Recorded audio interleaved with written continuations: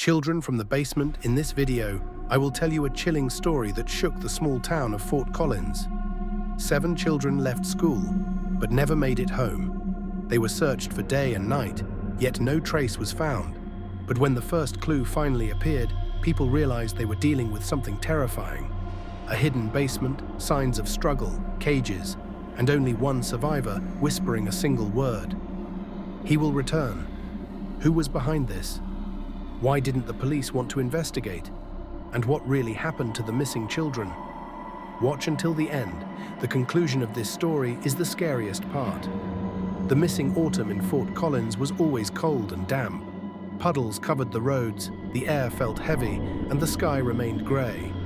On October 27th, 7 schoolchildren, Josh, Emma, Kevin, Sarah, Ben, Lily, and Marcus, set off for home but never arrived. These kids were inseparable. They had been friends since childhood and lived in the same neighborhood. After school, they would often be found at the old vacant lot behind the school, building secret forts and sharing scary stories. That day, they lingered there once again. "It's late, they'll start looking for us," Emma said, tossing a stick into the fire. "Just a little longer." Kevin, the tallest and loudest of the group, slung his backpack over his shoulder. "Let's take a shortcut through the old district. It'll be faster." The old district was a part of town abandoned since the 1970s. The houses stood empty, frozen in time. "I don't like it there," whispered Lily, the youngest. "My mum said strange things happened there." "Come on, they're just houses," Marcus scoffed. And so they went. The narrow streets of the old district were silent. The windows of the abandoned houses stared at them like empty eye sockets. "Let's hurry. This place gives me the creeps," Sarah muttered, quickening her pace. Then they heard a sound. A heavy creak echoed from somewhere ahead. "Is someone there?" Josh asked, but no one answered. Kevin laughed and threw a rock at an abandoned store. The stone hit the wall with a hollow thud and rolled away. "Idiot, don't scare us," Emma snapped. Then, footsteps, strangers in the dark. At first, they thought it was the wind, but the steps were too distinct. "Maybe just a homeless guy," Ben whispered, clutching his backpack. And then, the streetlights flickered and went out. Darkness, thick, suffocating. Then, a voice. "Children, what are you doing here?" They froze. The voice was hoarse, hollow, as if the person could barely speak.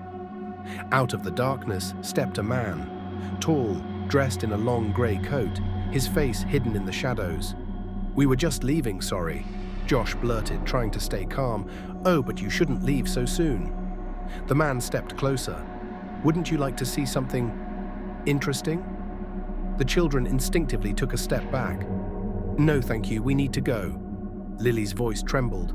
The man slowly raised his hand and snapped his fingers. From the alley behind them came a rustling sound. Figures emerged from the shadows, men in dark masks. Before the kids could react, the masked figures rushed toward them. Kevin screamed, but someone grabbed his throat. Sarah struggled, but her arms were wrenched behind her back. The last thing Josh heard before everything went black was Lily's scream. The basement. Josh woke up in darkness. His body ached, his head throbbed. Where was he? The air smelled of mold, decay, metal. He moved, and something clinked. Chains. "Hey," his voice cracked. "Anyone here?" Silence. Then a whisper. "Josh." He knew that voice. Emma. He turned sharply and saw her silhouette in the dark. She was sitting in a metal cage. And then he realized they were all there. Ben, Sarah, Marcus, trapped in cages.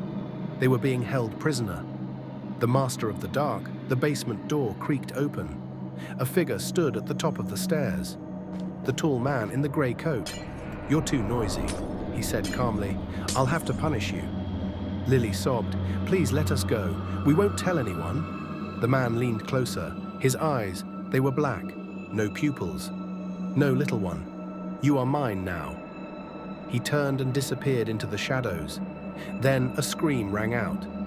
Ben was gone. The last chance.